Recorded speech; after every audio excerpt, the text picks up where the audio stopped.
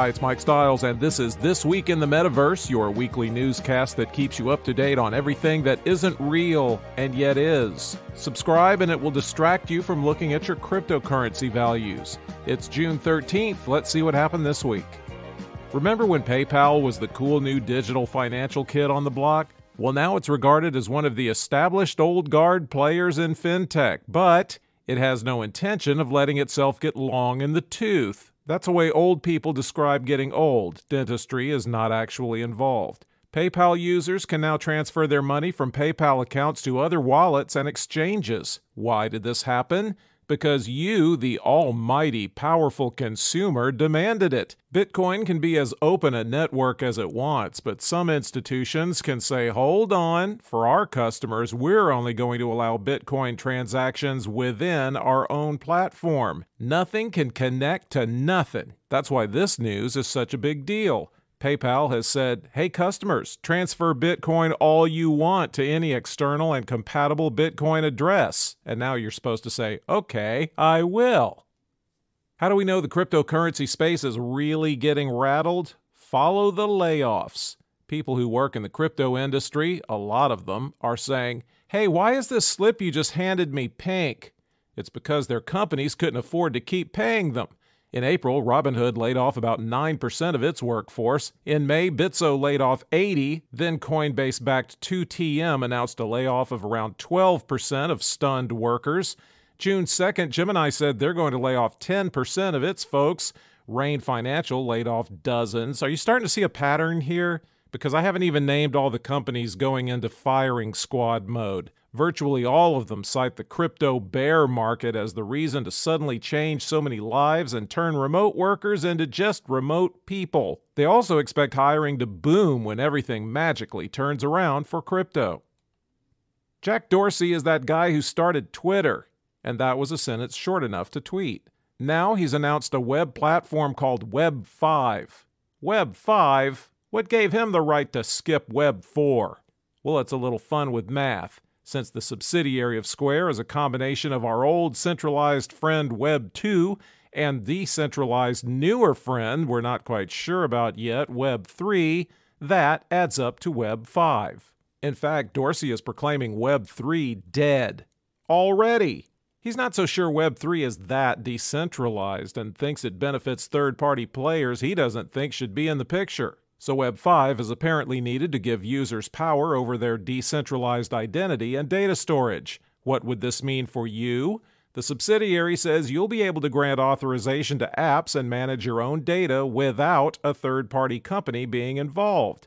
And wallets will fix it so that you don't have to remember long passwords. You just use your wallet to unlock apps and all your data's right there in your wallet, which may not leave much room for your condoms. In the celebrity world, the public creates superstars mostly for the enjoyment of later tearing them down and making them suffer for our amusement. And the same might also already be happening in NFT world. Apparently, the Bored Ape Yacht Club is so yesterday. It has now been surpassed by We Are All Going to Die as the most popular NFT collection on OpenSea. So if you want to score big with NFTs, this podcast's advice is to think pessimism, doom, and gloom. We Are All Going to Die is a collection of 6,666 NFTs with humanoids in medieval fantasy attire, including death masks, robes, crossbows, pretty much everything you took to your last swingers party. This thing was only launched June 3rd, but has seen a trade volume of 9,000 ETH. That's $16.2 million for you ancient dollar fans. They're being blatantly competitive, by the way. To kick things off, the creator burned a Mutant Ape Yacht Club NFT they bought for over $37,000. Mark Zuckerberg says Meta's Horizon Home will be part of a new Quest 2 headset update. What is Horizon Home and why is it needed? Quest 2 has so far not offered a smooth and working way to interact and socialize with other Metaverse participants. Sure, you could crash a party or play games together, but Quest so far just hasn't gotten the hang of hanging out. And the last thing you need is for your avatar to be socially awkward when you probably already have that down in real life. But now the new feature will supposedly let friends come visit you in whatever you've made your virtual home. That's your virtual starting point for every session. So if you meet someone in a real-world coffee shop, you can tell them to log in and check out your volcano house. Maybe even play The Floor is Lava. Critics are cringing because the better casual social interacting gets in the metaverse, the more someone's going to have to figure out how to stop VR harassment. You may have gotten this question, probably from your dad. Why in the world would you buy any of those NFT things? And now you can answer back with, well, Dad, if you're really my father. For your information, I have the results of a poll from Dexter Lab as to why people buy NFTs. And then tell him most people, 64.3%, say the main reason they buy NFTs is to make money. The second most common reason, at 14.7%, is to join a community and flex. 12.4% just regard themselves as digital art collectors. And 8.6% buy NFTs to get access to perks. So, as opposed to baseball cards and comic books back in the day, most people aren't buying NFTs to enjoy them.